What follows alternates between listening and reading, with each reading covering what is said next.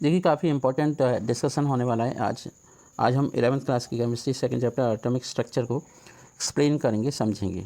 और जैसा कि हम जानते हैं कि इससे पहले मैं एक वीडियो और बना चुका हूं और उसी की बिहा पर हम थोड़ा सा आगे चलेंगे। अब तक हमने देखा है कि डाल्टन की एटॉमिक थ्योरी क्या है ना, डिस्कवरी ऑफ सब एटॉमिक पार्टिकल, जैसे आपका इलेक्ट्रॉन की डिस्कवरी, कैथोड रेज की डिस्कवरी, एक ही बात है ना। और डिस्चार्ज ट्यूब के द्वारा वो उसे किया जाता है। इसी के साथ साथ हम ये भी देखेंगे कि इलेक्ट्रॉन पर चार्ज कैसा होता है ना। Charge mass ratio of electron effect होता है किसी गैस को किसी पर्टिकुलर डिस्चार्ज ट्यूब में भरने से या फिर चेंज करने से क्या इफेक्ट होता है, या फिर charge to mass ratio proton का क्या होता है, प्रोटॉन का क्या रिलेशन होता है। इसी के साथ साथ हम एक और इम्पोर्टेंट चीज़ देखेंगे जिसे बोलते हैं मिल्कन्स ऑयल ड्रॉप मेथड। पहले आपको डिक्टेट करके बता देता हूँ, उसके बाद फिर मैं एक्सपेरिमेंटली समझाऊंगा। मिल्कन्स ऑयल ड्रॉप मेथड के अंदर हम ये देखेंगे कि सबसे पहले ऑयल ड्रॉप्स को बनाया जाएगा।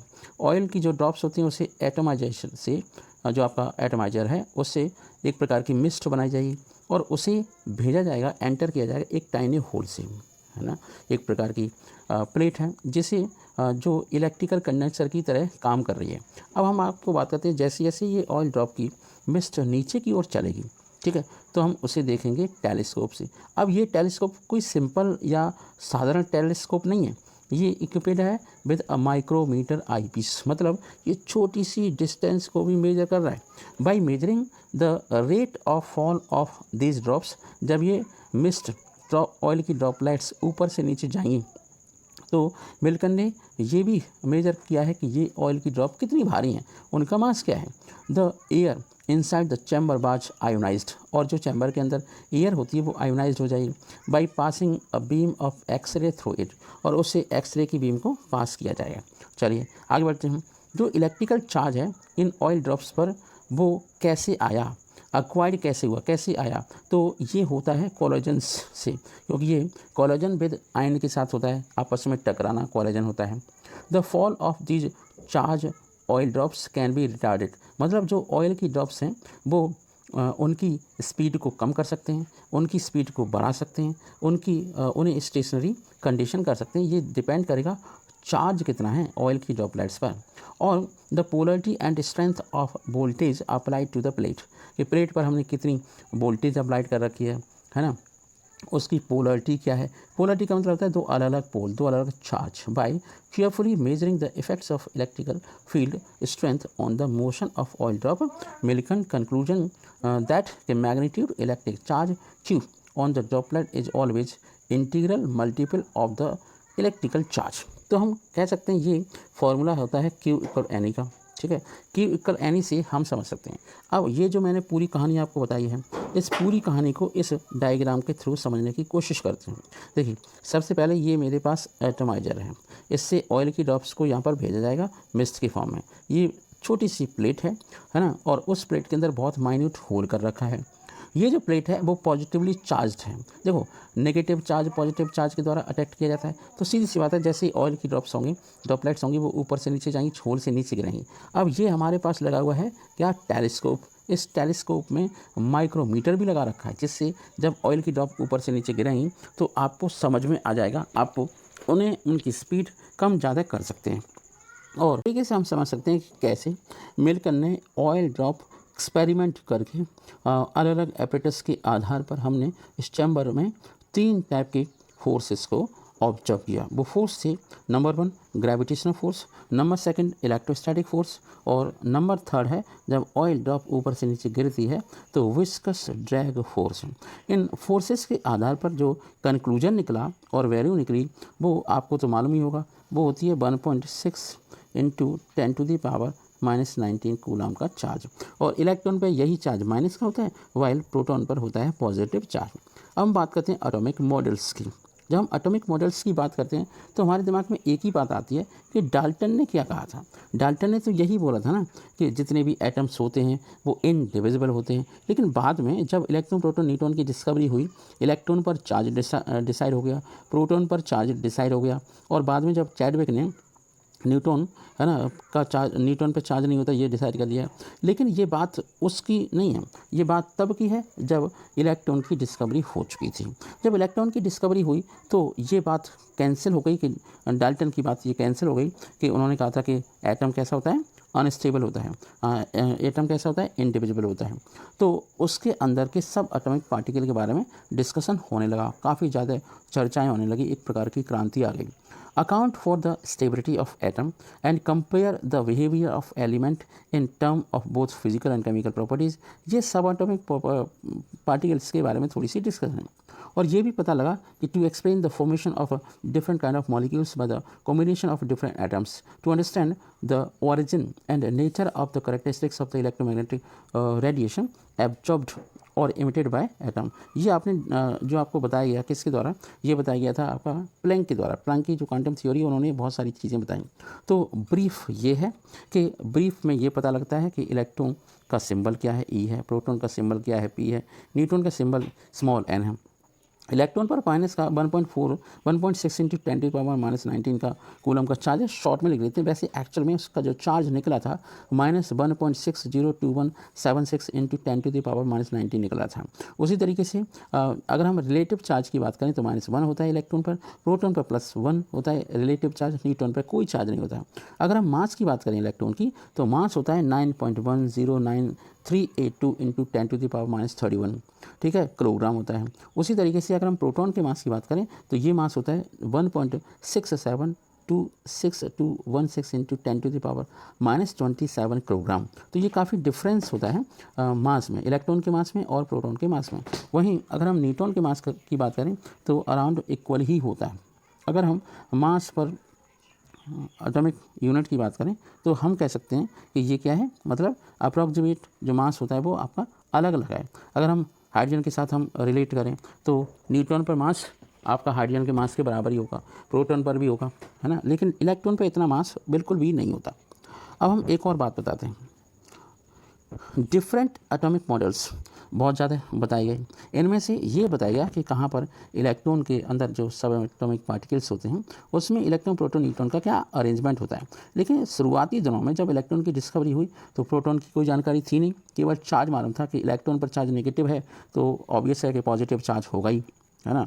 तो ये इससे ये पता लगा। तो फर्स्ट जो एटॉमिक मॉडल है वो जे थॉमसन ने दिया और इसके बाद दिया था रदरफोर्ड ने, ठीक है। तो अब हम पहले थॉमसन के एटॉमिक मॉडल को अच्छे से समझ लेते हैं।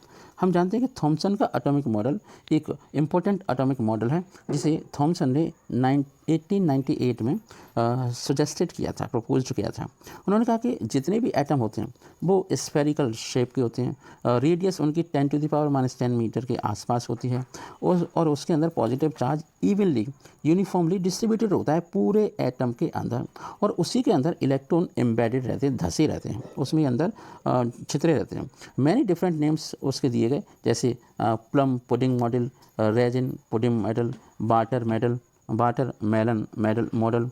और जैसा कि आप देख भी सकते हो कि ये जो आपका मॉडल है, मान लो ये आपका एटम है, उसमें पूरी charge, positive charge evenly distributed है, वो आपका येलो तरीके से दिखाया गया है, और उसके अंदर दूसरा आपका इलेक्ट्रॉन्स होते हैं वो इस तरीके से दिखाए जा रहे हैं। तो थॉमसन के एटॉमिक मॉडल से ज़्यादा जानकारियाँ नहीं मिली। अच्छा, अब हम कह सकते हैं कि जो पुडिंग और वाटरमेलन पॉजिटिव चार्ज वाला जो पोर्शन है उसमें सीड की तरह इलेक्ट्रॉन होते हैं। An important feature of this model is that the mass of the atom is assumed to be uniformly distributed over the atom, but ऐसा नहीं था। Although this model was able to explain overall neutrality of the atom, क्योंकि total number of positive charge हमेशा equal था total number of negative charge के बराबर। तो Thompson को इस मॉडल के लिए नोबेल पुरस्कार भी दिया गया था, ठीक है। तो नोबेल पुरस्कार इन्हें मिला था 1906 में, क्योंकि पहला एटॉमिक मॉडल बताया था। अब हम बात करते हैं कुछ इम्पोर्टेंट टॉपिक्स की जिसे बाद में बहुत ज़्यादा हाईलाइट किया जाता है। जैसा कि हम जानते हैं, अब हम बात करते हैं कि in the latter half of the 19th century, around 1900 की बात है, different kind of rays were discovered. अलग अलग टाइप की रेज को डिस्कवर किया गया। उन्हीं रेज को हम कैथोड रेज, एनोड रेज भी कह सकते हैं, ठीक है। तो इन सब को किया गया। इसके बाद 1845 और 1923 के बीच में, जो 1895 का एरा है, काफ़ी ज़्यादा इलेक्ट्रॉन से रिलेटिव चीज़ें बताई गई और कैथोड रेज को कैथोड ट्यूब से बनाया भी गया और इनके कारण से फ्लोरेसेंस मतलब चमक उत्पन्न करने वाली रेज निकल के आई मटेरियल पार्टिकल जिनके अंदर होते थे। तो जो रॉन्टिंग जिन नाम के साइंटिस्ट थे उन्होंने कहा कि उसके अंदर रेडिएशन की भी कोई चीज़ होती है, तो उन्होंने जो एक्सरे वर्ड यूज किया है ना, उनका एक्सरे के अंदर it was the notice that x-ray are produce effectively when electron strike the dense metal एनर। तो उस टाइम पे एक्सरे को भी बनाया गया था। These are not deflected by the electric and magnetic field. जो एक्सरेज थी उन्हें इलेक्ट्रिक और मैग्नेटिक फील्ड में बिल्कुल भी क्या किया, डिफ्लेक्शन नहीं किया जाता था। Have a very high penetrating power, इनकी पेनिट्रेटिंग पावर किसी भी ऑब्जेक्ट के अंदर जाने की पावर काफ़ी ज़्यादा हुआ करती थी। Use to study the interior of the objects, these rays are of a very short wavelength. इनकी रेज जो थी वेवलेंथ बहुत कम थी। जब वेवलेंथ किसी भी रेज की कम होती है तो उनका जो फ्रीक्वेंसी होती है वो बहुत ज़्यादा होती है। हेनरी बैक्यूलर नाम के साइंटिस्ट थे, उन्होंने तो बहुत ही इंपॉर्टेंट चीज़ की डिस्कवरी कर डाली। ये बात है 1852 से 1908 की, ठीक है। तो अब हम इसी चीज़ को समझते हैं। उन्होंने ये ऑब्जर्व किया कि कुछ एलिमेंट होते हैं जो कुछ रेडिएशन को इमिट करते हैं ऑटोमेटिकली। इन्हीं रेडिएशन को हम कहते हैं रेडियो एक्टिव रेज और इस फेनोमिना को रेडियो एक्टिविटी कहते हैं। और जिन एलिमेंट से ये रेडियो एक्टिव रेज रिलीज होती हैं उन्हें हम रेडियो एक्टिव एलिमेंट के नाम से भी जानते हैं। This field was developed by Marie Curie. अब इसकी जो फाउंडेशन है, ज़्यादा मतलब जानकारी है, वो मैरी क्यूरी और पियरे क्यूरी दोनों हस्बैंड वाइफ थे, उन्होंने ये डिस्कशन किया। रदरफोर्ड और फ्रेडरिक सॉडी नाम के साइंटिस्ट थे, उन्होंने भी सॉडी फजान जिसे कहते हैं। It was observe that 3 kind of particles, उन्होंने alpha particle, beta particle, gamma particle को भी ऑब्जर्व किया जो इन एलिमेंट से, जो आपके रेडियो एक्टिव एलिमेंट होते हैं उनसे क्या होते हैं, रिलीज होते हैं, उनसे इमिट होते हैं। रदरफोर्ड ने यह ऑब्जर्व किया कि जो अल्फ़ा रेज होती हैं उनके अंदर काफ़ी ज़्यादा एनर्जी होती है। अल्फ़ा रेज के अंदर क्या होता है, एनर्जी काफ़ी होती है। जो एनर्जी ज़्यादा होने की वजह से है ना, वो पॉजिटिवली चार्ज भी होते हैं और वो हीलियम के एटम के बराबर होते हैं। तो अल्फ़ा पार्टिकल्स हीलियम न्यूक्लियस जैसे ही होते हैं, ठीक है, ये समझा गया। फिर बीटा पार्टिकल के बारे में बताया गया, वो इलेक्ट्रॉन जैसे होते हैं और नेगेटिवली चार्ज पार्टिकल होते हैं। तो ये बात थी इलेक्ट्रोनेगेटिव एलिमेंट की। अब हम थोड़ा सा और आगे बढ़ते हैं।